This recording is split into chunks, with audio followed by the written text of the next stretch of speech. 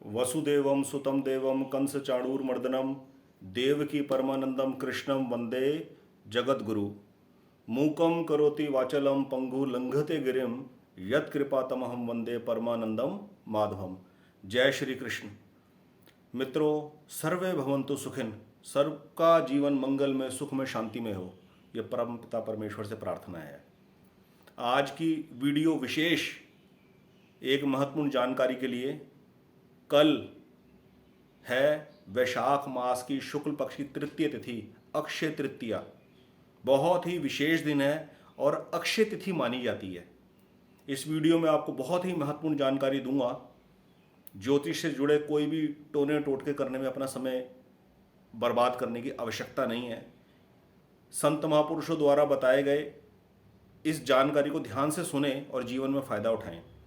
वैशाख मास का अपना अचूक अटूट महत्व है। इस मास में भगवान विष्णु की आराधना करने का, पूजा करने का। दूसरा, वैशाख मास के अंदर ये शुक्ल पक्ष की तीसरी तिथि अक्षय तृतीया विशेष तिथि है।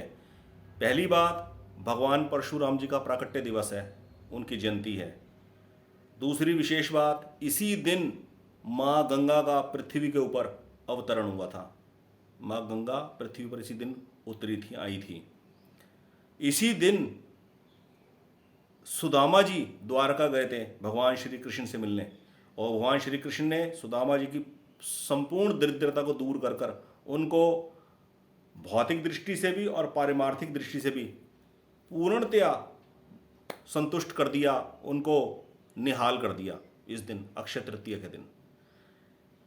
एक महत्वपूर्ण जानकारी और, साल भर की 360 तिथियों में 12 मासों में 30 तिथियां होती हैं। 15 शुक्ल पक्ष की, 15 कृष्ण पक्ष की। 2 तिथियां अक्षय मानी जाती है। एक तो कल की तिथि जो आने वाली है, अक्षय तृतीया के नाम से जो जानी जाती है। और याद रखना, इसी प्रकार एक अक्षय तिथि एक और होती है, वो होती है कार्तिक मास की शुक्ल पक्ष की 9वीं तिथि। उसे भी अक्षय मानते हैं। ये अक्षय का अर्थ है कि जिसका क्षय नहीं होता।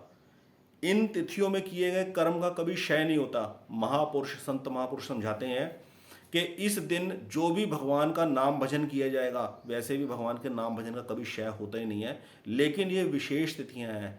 नाम भजन के साथ साथ पारिमार्थिक दृष्टि से, भौतिक दृष्टि से सेवा भी की जाए, जीव जंतुओं की, पशु पक्षियों की, असहायों की। अपनी योग्यता अनुसार जितना भगवान ने दिया है, अन्न का, जल का और अन्य साधनों का, वो दान किया जाए ब्राह्मण देवता को, ब्राह्मणों को, असहाय लोगों को, पशुओं को ठंडा पानी पिलाया जाए। ग्रीष्म ऋतु चल रही है, गर्मी का समय है इस वक्त।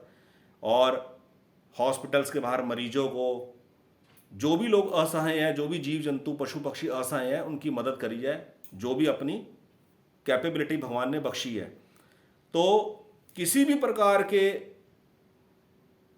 उपायों में न उलझकर इस बात का विशेष महत्व समझा जाए, जो हमारी संस्कृति ने हमें समझाया है कि जीवन में किसी भी प्रकार की समस्या हो, किसी भी प्रकार की समस्या हो, आर्थिक समस्या हो, धन धान्य से संबंधित समस्या हो, पारिवारिक कलेश की समस्या हो, रिलेशनशिप की समस्या हो, इन सबको सुलझाने के लिए कोई अलग अलग तांत्रिक उपाय करने की कोई जरूरत नहीं है।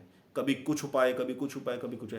केवल और केवल अपने इष्ट के ऊपर निर्भर होना है, पूर्णतया अपने भगवान के ऊपर आश्रित होना है, उनके शरणागत होना है।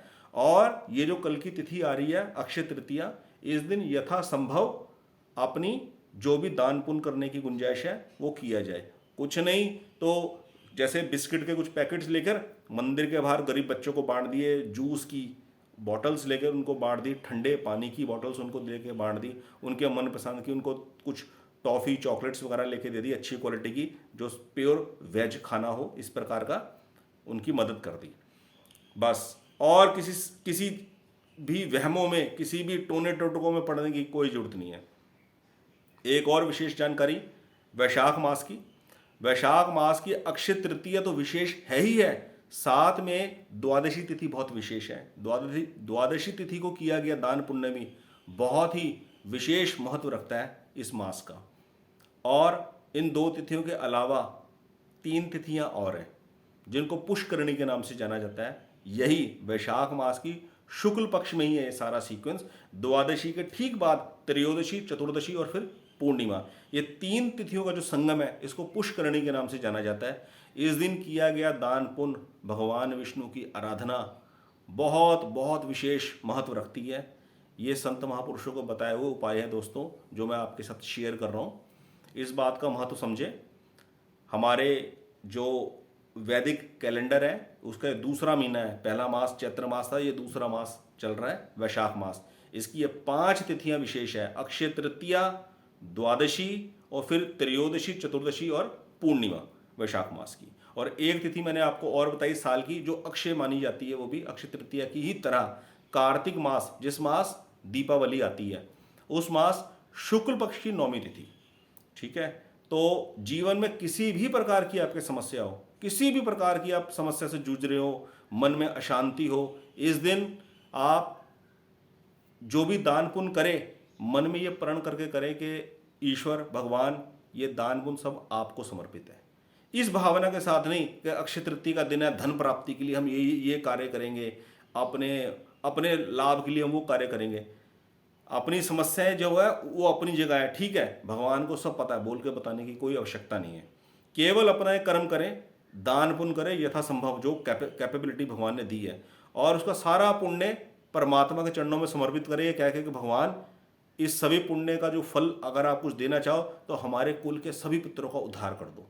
हमारे कुल के जो पितर पूर्वज जो चले गए उनका उद्धार करो, वो जहाँ पर भी हो, जिस भी स्थिति में हो, आपसे विनम्र निवेदन है, हमारे कुल के पितरों का उद्धार करो। मित्रों, कुल के पितरों का उद्धार हो जाता है तो अपना उद्धार उसके अंदर ही निहित होता है।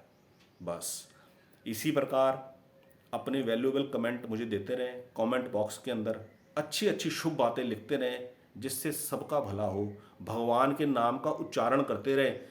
कमेंट बॉक्स में जय श्री राम, जय श्री कृष्ण, जो भी भगवान का नाम आपको पसंद हो वो आप जरूर लिखें, और वैसे भी आप उसका उच्चारण करते रहें मन ही मन। बहुत बहुत धन्यवाद। इसी प्रकार विशेष जानकारी के साथ अगली वीडियो लेकर आऊँगा। विशेषता मन को कैसे शांत किया जाए, मन की अशांति, मन के भटकाव को कैसा रोका जाए, क्योंकि किसी व्यूअर का फ़ोन आया था इस विषय के ऊपर जानकारी प्राप्त करने के लिए। उस फ़ोन कॉल से जो एक्सपीरियंस हुआ, उस फ़ोन कॉल का जो वो हुआ है, वार्तालाप हुआ है, वो आपके साथ शेयर करूँगा अगली वीडियो के अंदर। अक्षय तृतीया के उपलक्ष्य में ये वीडियो पहले शूट करके लोड करना जरूरी था, वो काम कर रहे हैं। बहुत बहुत धन्यवाद। आपका दिन शुभ हो। भगवान श्री कृष्ण की सब पर कृपा बनी रहे। जय श्री कृष्ण।